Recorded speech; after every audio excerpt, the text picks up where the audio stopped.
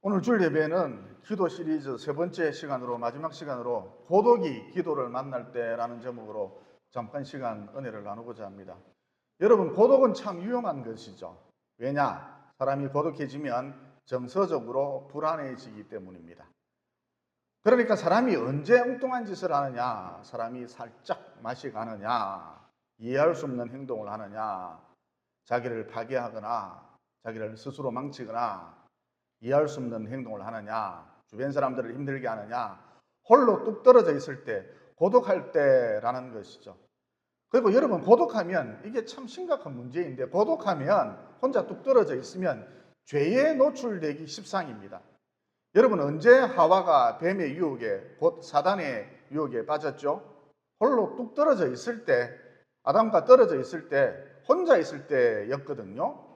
그래서 혼자 뚝 떨어져 있으면 안 되고 어찌하든지 공동체 안에 머물러 있으려 하고, 무엇보다 교회 사람들과 곧 믿음의 사람들과 늘 교류하고 있는 게 바람직하다는 것이죠.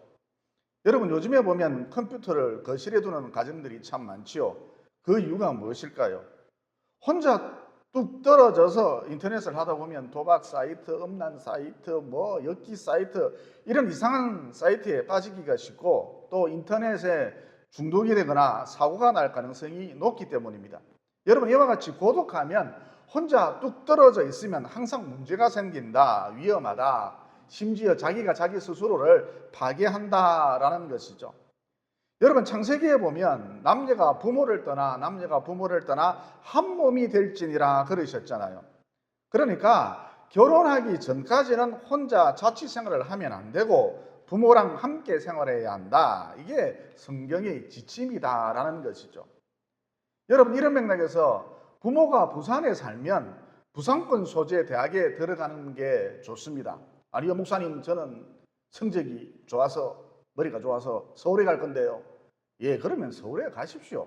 그러나 특별한 일이 없는 한 방학이 되면 부모가 있는 부산 집으로 내려오는 게 맞습니다. 아르바이트를 해도 부산에서 하는 게 맞습니다.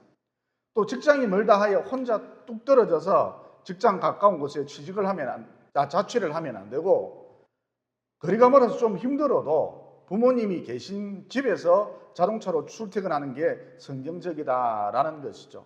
물론 결혼을 했다면 부부가 사는 그 집에서 자동차로 출퇴근하는 게 성경적이겠죠. 또 불가피하게 자취를 해야 할 경우, 기숙사 생활을 해야 할 경우 다소간 불편하더라도 2인 이상 하는 게 맞습니다.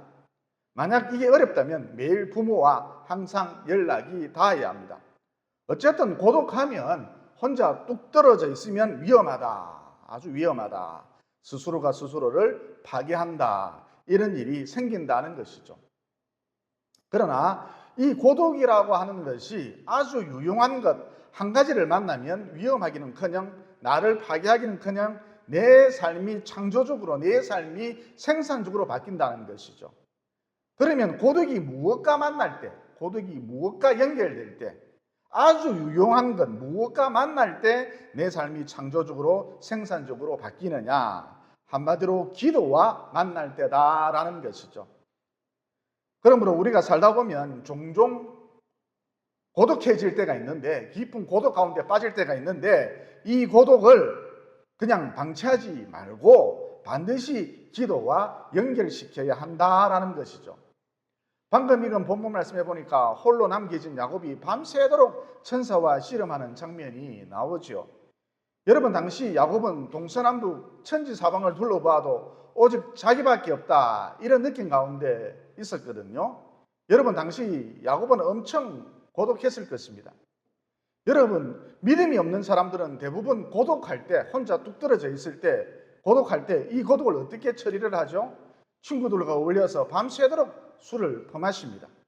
그러나 이것은 근본적인 해결책이 되지 못합니다. 그 다음날 숙취로 인해서 머리만 지독스럽게 아플 뿐 달라질 게 아무것도 없다는 것이죠. 그러나 다행스럽게도 야곱에게는 믿음이 있었기 때문에 이 고독의 문제를 꾸준히 기도와 연결시켰다는 것이죠. 그랬더니 천사가 나타났고 야곱은 이 천사에게 당신이 나를 축복해 주지 않으면 절대 놓아주지 않겠습니다. 그러면서 천사의 허리춤을 단단히 부여잡고 늘어졌지 않습니까? 이에 천사가 도무지 야곱을 이길 수 없음을 알고 너희의 이름을 지금부터 야곱이라 하지 말고 이스라엘이라 하라 그러면서 그를 축복해 주었지 않습니까? 그러니까 야곱은 자기의 고독을, 깊은 고독 가운데 빠졌었는데 자기의 고독을 기도와 연결시킴으로써 짜릿한 영적인 체험, 짜릿한 승리의 체험을 할 수 있었던 것이죠. 따라서 결론이 무엇이냐? 고독이라고 하는 것은 참 위험한 것인데 이게 고독이 기도와 만나니까, 고독이 기도와 연결되니까 삶이 창조적으로 바뀌더라, 생산적으로 바뀌더라는 것이죠. 그 다음 복음서에도 보면 우리 예수님께서 군중을 떠나 홀로 계실 때가 참 많았거든요. 그러니까 나만 고독한 것이 아니라 우리 예수님도 숱한 고독을 경험하셨다라는 것이죠. 그러면 그때 고독할 때 우리 예수님은 어떻게 행동을 하셨는가? 무조건 이 고독을 기도와 연결시키셨다는 것이죠. 이어 그 결과 어떻게 되었는가? 우리 예수님을 통해 더 큰 성령의 능력이 나타났습니다. 눈먼 자가 보게 되었고, 기버거리가 듣게 되었고, 귀신들이 쫓겨났고, 가난한 자에게 복음이 들어갔고, 심지어 죽은 사람이 살아났습니다. 또 더 선명하게, 더 확실하게, 더 뚜렷하게 우리 하나님의 뜻을 이루어 나가셨죠. 그러니까 고독이 기도를 만나면, 고독이 기도와 연결될 때에 삶이 창조적으로 바뀌더라, 생산적으로 바뀌더라는 것이죠. 여러분 3M이라는 회사 잘 아시죠? 처음 이 회사는 메모지를 만드는, 공책을 만드는 아주 작은 회사였습니다. 그래서 크고 작은 메모지를 만들어서 문구점에 내놓으려고 했는데 그만 작업을 하던 직원이 실수하는 바람에, 즉 접착제를 적게 쓰는 바람에 이 메모지가 쉽게 떨어지는 것이었습니다. 그러니까 한마디로 불량품이 대량 생산되었던 것이죠. 여러분 불량품은 납품을 할 수가 없잖아요. 그래서 회사가 영세하다 보니까 문을 닫을 지경이 되었던 것이죠. 그런데 이 회사 사장님이 예수님을 잘 믿는 사람이었습니다. 그래서 어쩌면 좋을까? 깊은 고독 가운데 빠졌지만 이 고독을 곧바로 기도와 연결시켰습니다. 하나님 도와주십시오. 대량 불량품이 생겼습니다. 어쩌면 좋습니까? 하나님 살려주십시오. 때거리가 없습니다. 이렇게 하루에 1시간씩 일주일 정도 기도를 했는데 기도를 하던 도중에 갑자기 이런 생각이 드는 거예요. 꼭 메모지를 공책처럼 써야 하는가? 메모지를 벽이나 책상이나 서랍에 붙일 수 있다면, 또 쉽게 뗄 수 있다면 이건 참 괜찮은 아이디어일 수도 있다. 그래서 이 사장님이 이렇게 한번 써보라고, 붙였다 뗐다 이렇게 한번 써보라고, 벽이든 책상이든 서랍이든 붙였다 뗐다 이렇게 한번 써보라고 이 사장님이 자기 주변에 이 메모지를, 이 불량품 메모지를 막 나누어 줬는데 그 반응이 폭발적인 거예요. 그래서 이 불량품 메모지를 전량 폐기 처분하지 않고 포스트잇이라는 이름으로 문구점에 내놓았는데 이게 대박이 난 것이죠. 그래서 회사 이름도 3M으로 바꾸고 지금 이 회사는 글로벌 기업이 되었죠. 그러니까 앞서도 말씀드렸습니다만 고독이 기도를 만나면, 고독이 기도와 연결되면 삶이 창조적으로 생산적으로 바뀐다는 것이죠. 그리고 여러분 우리가 이 세상을 살아가면서 고독할 때가 참 많지요. 무엇보다 죽음의 위기 같은 큰 질병에 걸리면, 암, 백혈병 이런 죽음의 위기 같은 큰 질병에 걸리면 사람이 몹시 고독해지기 마련입니다. 왜냐하면 옆에 있는 사람이 나를 대신하여 아파줄 수도 없고 오롯이 이 질병의 무게를 나홀로 지고 가야 하기 때문인 것이죠. 그러나 큰 질병에서 오는 이 고독감도, 정말이지 몸서리 처지는 이 고독감도 역시 자꾸 기도와 연결시키라는 것이죠. 여러분 히스기야 왕이 이렇게 살았지 않습니까? 어느 날 이사야 선지자가 히스기야 왕에게 말을 하기를, 왕이시여 당신은 죽을 병에 걸렸습니다. 곧 죽을 것이니까 며칠 못 살고 곧 죽을 것이니까 유언이나 남기시기 바랍니다. 여러분 이 소리를 들은 히스기야 왕이 어떻게 했습니까? 벽을 향하여 무릎을 꿇고 간절히 기도하지 않았습니까? 즉 그런 큰 병에서 오는 이 고독감을, 이 무서운 고독감을, 마음이 무너졌을 때 나타나는 이 고독감을 자꾸 기도와 연결시켰다는 것이죠. 이어 그 결과 어떻게 되었습니까? 하나님께서 히스기야의 생명을 15년 더 연장시켜 주셨지 않습니까? 이제 그는 왕으로서 더 많은 일들을, 생산성이 아주 높아졌죠. 이제 왕으로서 더 많은 일들을 할 수 있게 되었습니다. 또 당시 초강대국이었던 아수르의 군대가 18만 5천 명의 정예병력이었죠. 이런 아수르의 군대가 이스라엘의 수도 예루살렘을 포위하고 항복을 요구하고 있었지 않습니까? 여러분, 당시 전쟁에서 항복한다는 것은 종이 되겠다, 노예가 되겠다 이런 뜻이거든요. 정말 처참하고 비참하죠. 차라리 죽는 게 낫습니다. 싸우다 죽는 게 낫습니다. 그런데 하나님께서 히스기야와 왕의 기도를 들으시고 이 아수르의 군대까지도 물리쳐 주셨습니다. 여러분, 히스기야 왕이 예루살렘 망대에 올라가서, 전망대에 올라가서 적진을 살펴봤더니 밤사이에 역병이 돌았는지 괴질이 돌았는지 아니면 식중독 탓인지 아수르의 18만 5천 명이나 되는 정예병력들이 몰살해 있었지 않습니까? 그러니까 앞서 말씀드린 대로 고독을 기도와 연결시켰더니 나라의 운명도, 자신의 운명도 창조적으로 생산적으로 바뀌더라는 것이죠. 여러분, 제가 10대 때였을 때의 일인데 무슨 병에 걸렸는지는 도무지 원인을 알 수가 없고 기력이 없어서, 기운이 없어서 앉아 있을 수조차 없었습니다. 또 무엇보다 누가 대신 아파줄 수도 없고 한마디로 참 깊은 고독의 나락으로 떨어졌죠. 여러분, 그때 제가 앉아 있을 수 있는 힘조차 없을 때, 앉아 있을 수 있는 힘은 그냥 말할 수조차 없을 때, 여러분, 저는 그때 알았어요. 말도 힘이 있어야 하더라고요. 말을 할 수 있는 힘조차 없을 때, 고독이 극에 달했을 때 제가 마음속으로 말할 수 있는 힘이 없으니까 제가 마음속으로 주님, 이 시간 그저 기도할 수 있는 힘만 주셔도 족하겠나이다, 이렇게 기도를 했거든요. 그때가 한 7시쯤, 저녁 7시쯤 초저녁이었습니다.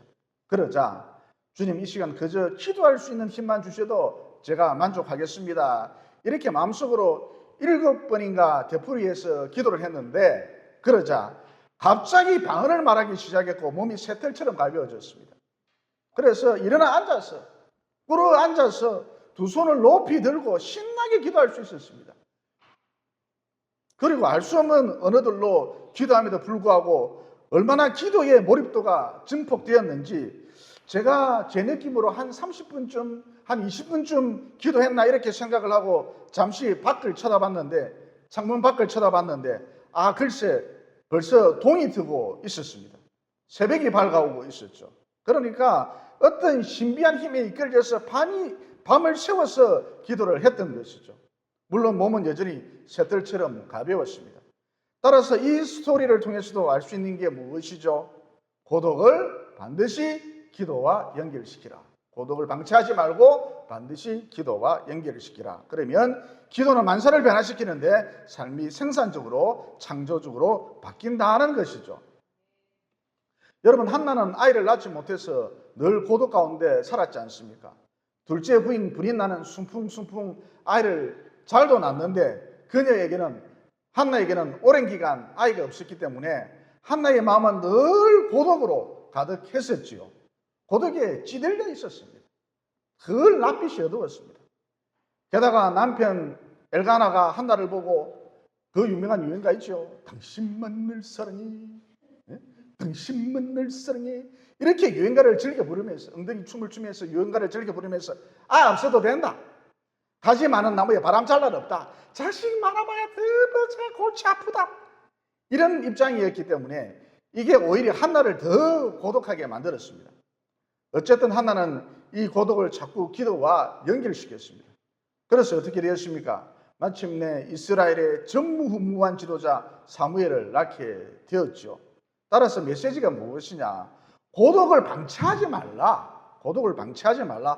고독을 자꾸 기도와 연결시키라. 그러면 앞서 말씀드린 대로 운명이 창조적으로, 생산적으로 바뀐다는 것이죠. 또 우리가 실직당하면 상당히 고독해집니다. 더욱이 실직당하면 돈도 없는 데다가 미래가 막막하니까 제일 하기 싫은 게 사람을 만나는 것이거든요. 그래서 실직당하면 안 그래도 고독한데 더 고독해진다는 것입니다. 고독이 중첩되죠. 그러나 이때에도 한 가지 공식을 꼭 붙들면 된다는 것입니다.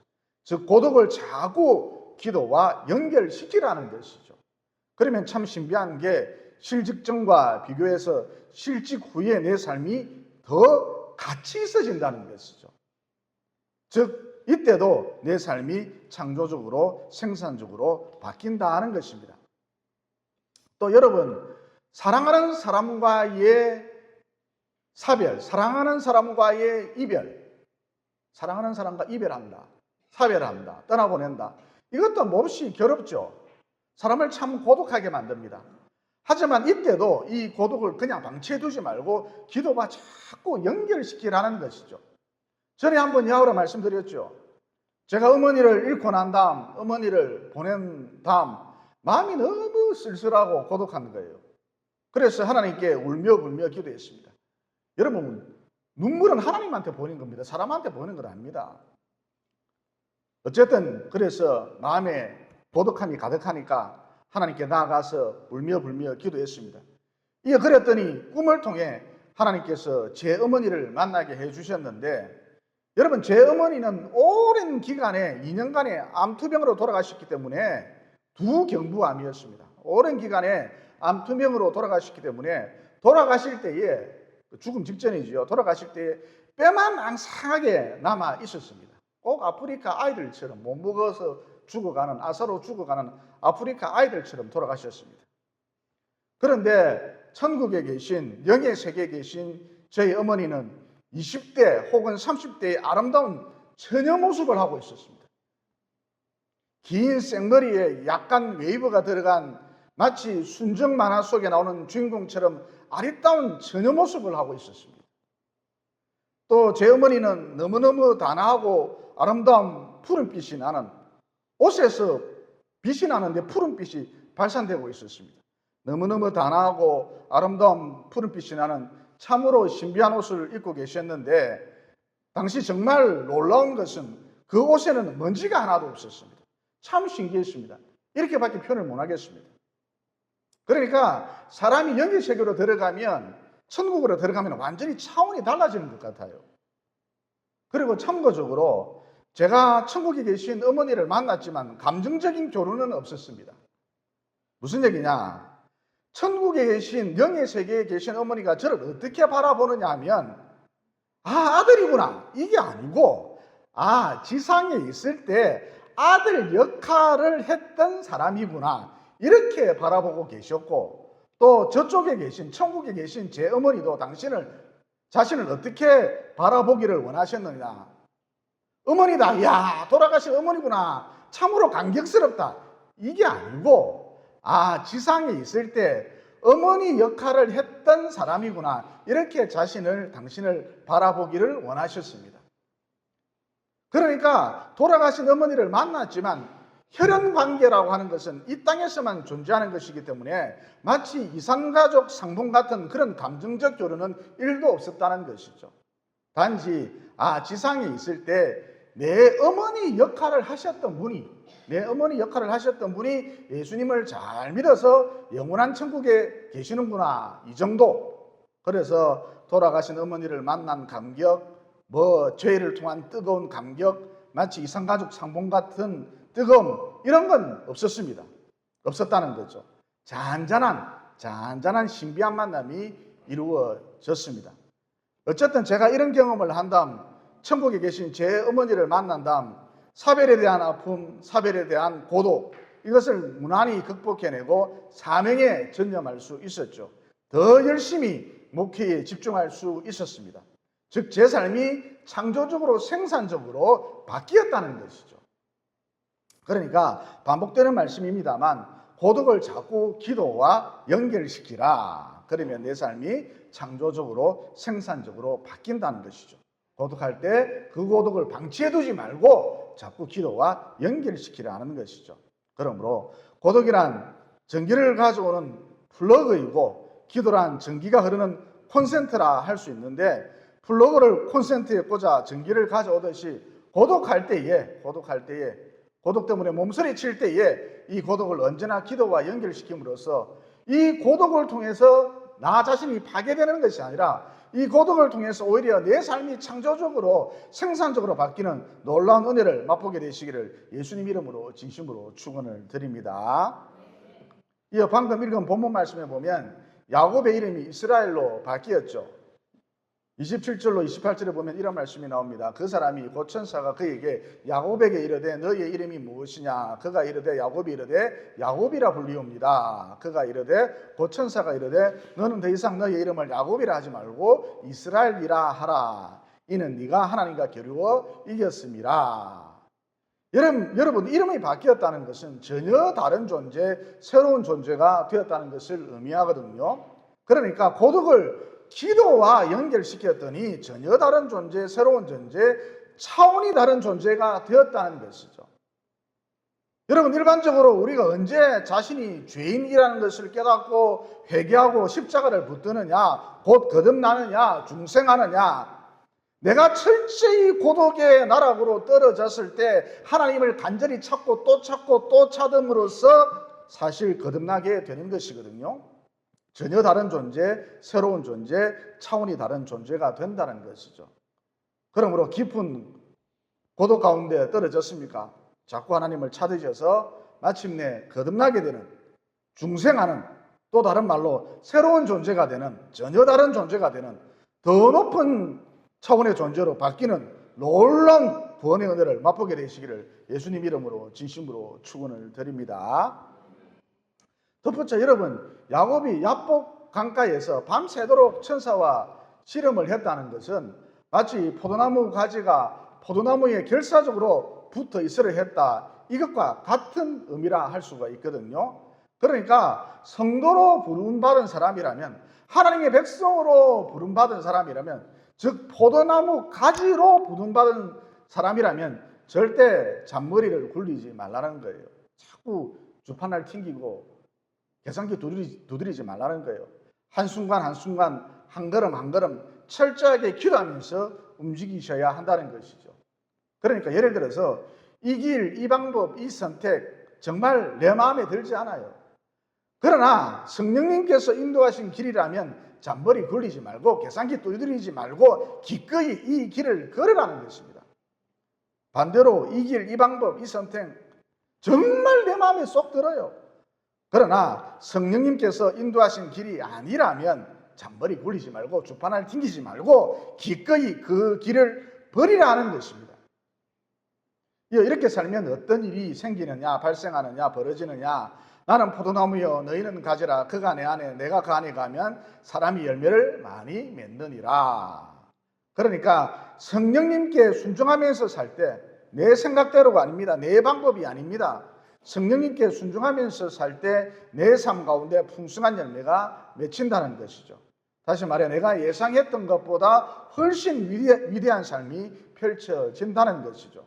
그러므로 날마다 줄기차게 기도하심으로 성령의 신호에 민감해지시고 이런 영적 민감성을 갖고 항상 성령님의 인도에 순종함으로써 남은 여생 풍성한 열매를 거두며 내가 예상했던 것보다 훨씬 위대한 삶을 사시기를 예수님 이름으로 진심으로 축원을 드립니다. 기도드리겠습니다. 사랑의 하나님, 오늘 말씀을 통해 고독할 때 이 고독을 그냥 방치하지 말고 자꾸 기도와 연결시키라는 진리를 깨닫게 되었습니다. 그러므로 병으로 인한 고독이든 삶의 문제로 인한 고독이든 사별로 인한 고독이든 마음에 고독이 가득할 때 플러그를 콘센트에 꽂아 전기를 공급받듯이 이 고독을 자꾸 기도와 연결시킴으로 내 삶이 창조적으로 생산적으로 바뀔 수 있도록 도와주시옵소서.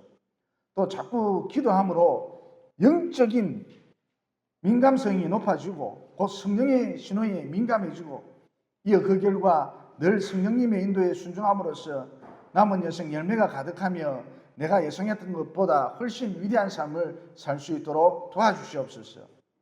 고독할 때에 늘 기도하심으로, 즉 고독을 자꾸 기도와 연결시킴으로 더 뚜렷하게, 더 확실하게 위대한 하나님의 뜻을 이루어 나가셨던 예수님 이름으로 기도드리옵나이다. 아멘.